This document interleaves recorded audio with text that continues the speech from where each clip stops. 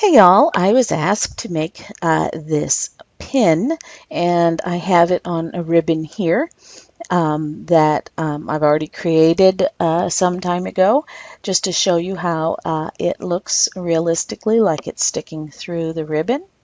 I also have a layer here of a jean patch that I've previously made. All of these things I've given away free on my website somewhere before, but just to show you what it looks like. And it can also probably be stuck through some paper. So let's get right at it at making this pin. And what we're going to do is just create it right next to this one. Um, Actually, this is okay. That I had copied the Brad. This is the original one. I'm going to copy this one that's invisible because I have it turned off because it was the original one. I preserved it. Um, and let's move it over. And you can see that the shape is just slightly different on this one than this original one. I did that because when your pen is stuck into something, it kind of turns a little bit away from you, maybe comes off the paper a little bit on the one side. So I'm going to hold Control Shift Alt, and I just slightly pulled at the edges until it did something that looked like it was pulling away from the paper. Um, and so now it's a little bit small, so I'm going to enlarge it again. My Shift key is not working. There we go. You just keep using Shift and Control. These controls are all in another tutorial, and this one doesn't. This one looks more tilted than that one. That's okay. Whatever looks good. And so I'm going to now create a new layer. And I've got a brush, and it's set at 20. That is something I tested. I had to try several different sizes, so it all depends on your brad and what looks realistic and how big it is on your page. If your brad is much larger on your page, you may need a larger brush than what I have.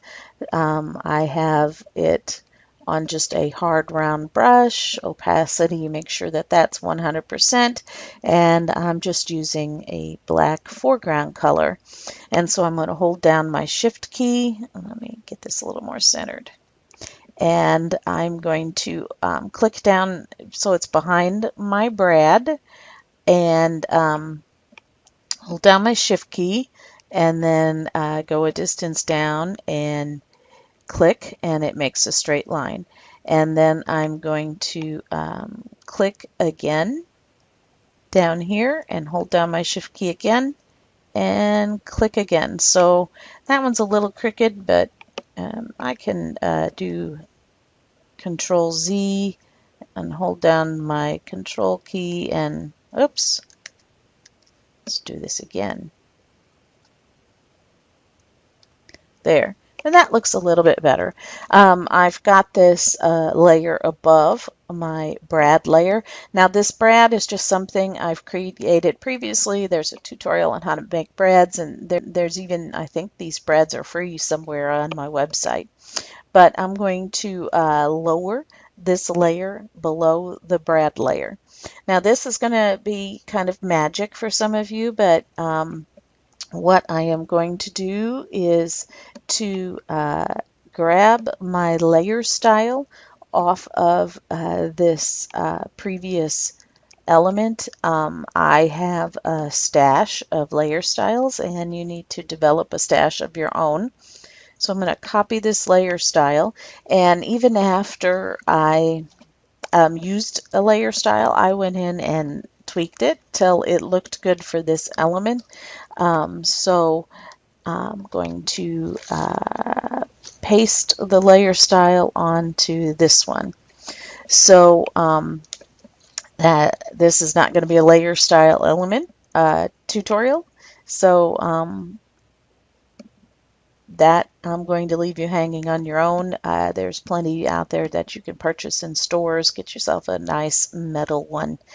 And now what I'm going to do, you see I need to recreate the shadow.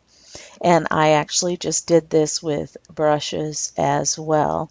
So I'm going to go and add a layer below my stick layer. See, this is the stick layer. And I'm got a new layer below. I just hit the new layer icon. And I'm going to go back and get my brush, and this time I'm just hitting my right bracket key once, and I'm making it just a little bit larger at 25, leaving it the same color black, and I'm using my control key once again, and I'm just going to draw a line kind of right next to my pin. So I'm going to click down and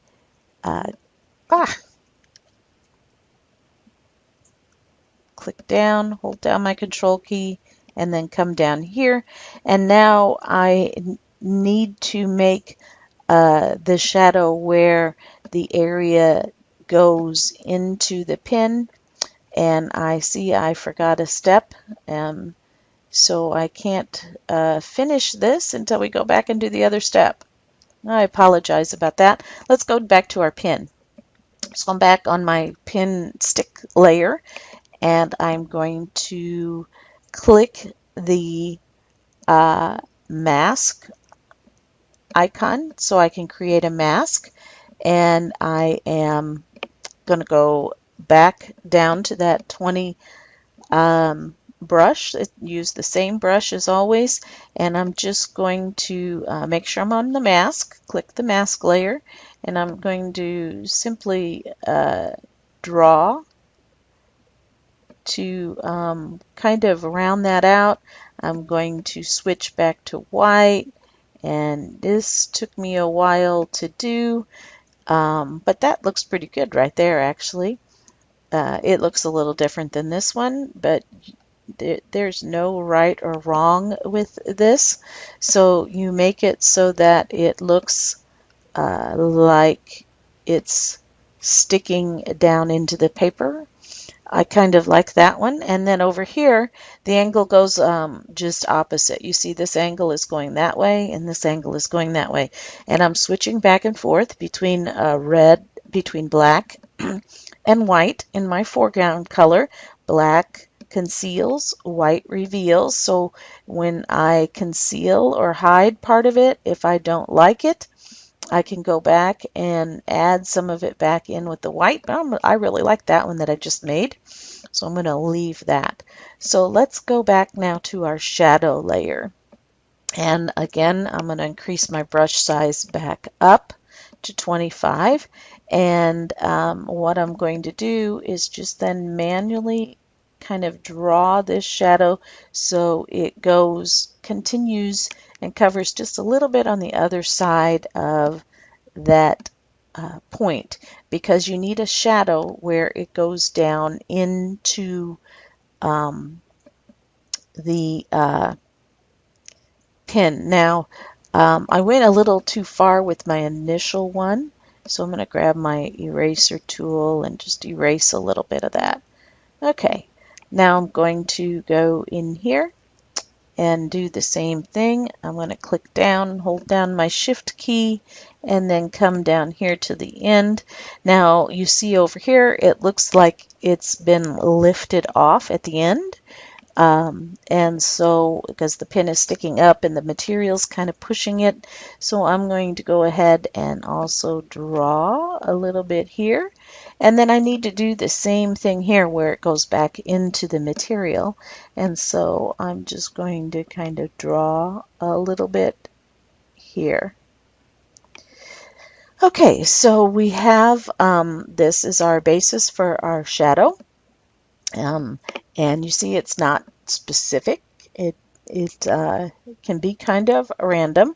I'm going to go to the filter, blur, and Gaussian blur, And then I have it set at 49.8, which looks a little high. So you just eye it until you get something where it's just nicely blurred. And you see it's going to be much darker while we're doing this. I want it to be nicely blurred out. I don't know. You can always hit Control Z and redo it. And so I'm going to click OK. And then I'm just going to go up here and lower the opacity on that layer until it looks something nice. See, it may be a little bit too much. I think what I did do, I'm going to go back to my Move tool and click to move it right with the arrows. See, I think that I've got that a little bit too wide. So I'm just going to click Control Z till I undo it all and go back in there to the filter, blur, Gaussian blur. I don't even remember what I did the first time. And I'm just going to blur it out a little bit less. I'm going to hit my arrow key and just move it to the right a little bit and then lower my opacity again and yeah, get the opacity pretty low. What I'm looking at when I'm lowering the opacity is I want it to blend in with this shadow that I've already created on the brad part so that they look the same. And it looks like I may need to move it to the right just a little bit more. What I'm looking at when I am moving it to the right or the left is so that it is kind of lined so it looks nicely so the pin goes in here on the end. And there you have it. I have another pin. It's slightly different than the other one. And so I can show you the drop shadow on this pin that I have. I have a distance of 16, a size of 28, and an opacity of 35.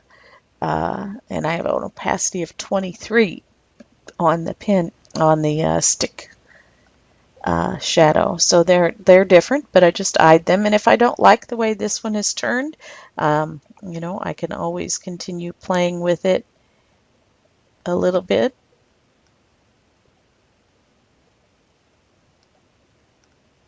And there, that looks pretty good. No, it doesn't. It needs a little more assistance. There, just moving it. So there, that looks good. You can see how there's no right or wrong answer. This one looks like it's up a little bit more. I didn't turn it quite a bit as much, and this one is turned a little bit more. They're both very good. So I hope you have enjoyed this tutorial, and you see how easy it is to make this look like a pen sticking through the paper. I'm just noticing, see? Look at the end here, how I have also fixed the end. And so I'm going to click on this layer mask again and oh, gotta have black. I did it too much. Bring it back in. There, that looks good. So for this one, I had altered both ends. So I could have left it the other way. It looked good, but I just noted that I had done that on my original one. When you're creating, you just have to look at things and imagine them. And so let's go ahead and get this, and you see how now it looks good, like it's going through.